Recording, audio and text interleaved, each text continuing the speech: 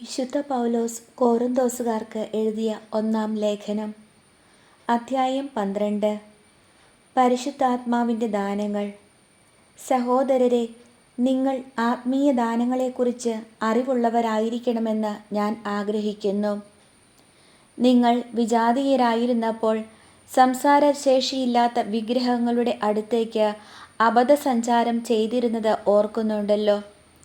ദൈവാത്മാവ് മുഖേന സംസാരിക്കുന്നവരാരും യേശു ശപിക്കപ്പെട്ടവനാണ് എന്ന് ഒരിക്കലും പറയുകയില്ലെന്നും യേശു കർത്താവാണ് എന്ന് പറയാൻ പരിശുദ്ധാത്മാവ് മുഖേനയല്ലാതെ ആർക്കും സാധിക്കുകയില്ലെന്നും നിങ്ങൾ ഗ്രഹിക്കണമെന്ന് ഞാൻ ആഗ്രഹിക്കുന്നു. ദാനങ്ങളിൽ വൈവിധ്യം ഉണ്ടെങ്കിലും ആത്മാവ് ഒന്നു തന്നെ. ശുശ്രൂഷകളിൽ വൈവിധ്യം ഉണ്ടെങ്കിലും കർത്താവ് ഒന്നു തന്നെ. പ്രവൃത്തികളിൽ വൈവിധ്യം ഉണ്ടെങ്കിലും എല്ലാവർക്കും എല്ലാറ്റിലും പ്രചോദനം നൽകുന്ന ദൈവം ഒന്നു തന്നെ. ഓരോരുത്തരിലും ആത്മാവ് വെളിപ്പെടുന്നത് പൊതു നന്മയ്ക്ക് വേണ്ടിയാണ്. ഒരേ ആത്മാവ് തന്നെ ഒരാൾക്ക് വിവേകത്തിൻ്റെ വചനവും മറ്റൊരാൾക്ക് ജ്ഞാനത്തിൻ്റെ വചനവും നൽകുന്നു.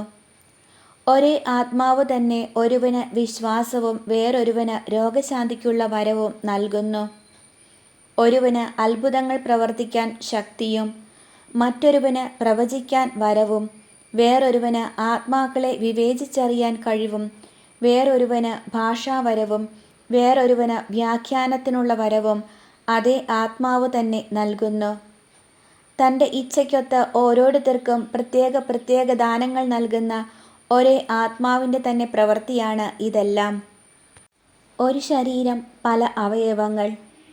ശരീരം ഒന്നാണെങ്കിലും അതിൽ പല അവയവങ്ങൾ ഉണ്ട്. അവയവങ്ങൾ പലതെങ്കിലും അവയെല്ലാം ചേർന്ന് ഏക ശരീരമായിരിക്കുന്നു. അതുപോലെ തന്നെയാണ് ക്രിസ്തുവും. നമ്മളെല്ലാവരും ഒരേ ആത്മാവിൽ ഏക ശരീരമാകാൻ ജ്ഞാനസ്നാനമേറ്റു. യഹൂദരെന്നോ ഗ്രീക്കുകാരെന്നോ അടിമകളെന്നോ സ്വതന്ത്രരെന്നോ ഭേദം കൂടാതെ ഒരേ ആത്മാവിനെ പാനം ചെയ്യാൻ എല്ലാവർക്കും സാധിച്ചു. ഒരു അവയവമല്ല, പലത് ചേർന്നതാണ് ശരീരം. ഞാൻ കൈ അല്ലാത്തതിനാൽ ശരീരത്തിൻ്റെ ഭാഗമല്ല എന്ന് കാൽ പറഞ്ഞാൽ അത് ശരീരത്തിൻ്റെ ഭാഗമല്ലെന്ന് വരുമോ?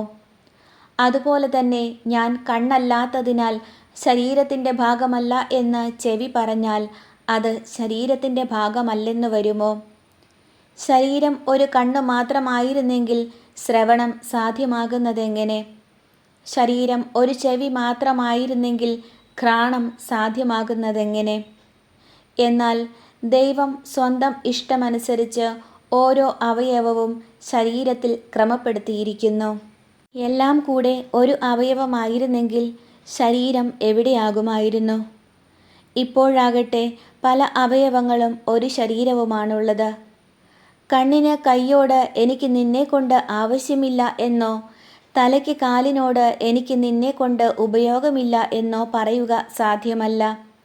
നേരെ മറിച്ച് ദുർബലങ്ങളെന്ന് കരുതപ്പെടുന്ന അവയവങ്ങളാണ് കൂടുതൽ ആവശ്യമായിരിക്കുന്നത്.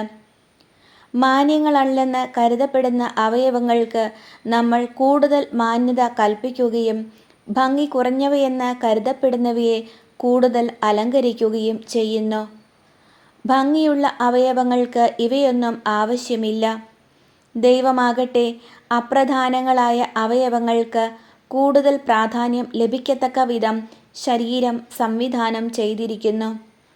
അത് ശരീരത്തിൽ ഭിന്നിപ്പുണ്ടാകാതെ അവയവങ്ങൾ പരസ്പരം തുല്യ ശ്രദ്ധയോടെ വർത്തിക്കേണ്ടതിന് തന്നെ. ഒരു അവയവം വേദന അനുഭവിക്കുമ്പോൾ എല്ലാ അവയവങ്ങളും വേദന അനുഭവിക്കുന്നു. ഒരു അവയവം പ്രശംസിക്കപ്പെടുമ്പോൾ എല്ലാ അവയവങ്ങളും സന്തോഷിക്കുന്നു. നിങ്ങൾ ക്രിസ്തുവിൻ്റെ ശരീരവും ഓരോരുത്തരും അതിലെ അവയവങ്ങളുമാണ്. ദൈവം സഭയിൽ ഒന്നാമത് അപ്പസ്തോലന്മാരെയും രണ്ടാമത് പ്രവാചകന്മാരെയും മൂന്നാമത് പ്രബോധകരെയും തുടർന്ന് അത്ഭുത പ്രവർത്തകർ, രോഗശാന്തി നൽകുന്നവർ, സഹായകർ, ഭരണകർത്താക്കൾ, വിവിധ ഭാഷകളിൽ സംസാരിക്കുന്നവർ എന്നിവരെയും നിയമിച്ചിരിക്കുന്നു. എല്ലാവരും അപ്പസ്തോലരോ, എല്ലാവരും പ്രവാചകരോ, എല്ലാവരും പ്രബോധകരോ, എല്ലാവരും അത്ഭുത പ്രവർത്തകരോ, എല്ലാവർക്കും രോഗശാന്തിക്കുള്ള വരങ്ങളുണ്ടോ?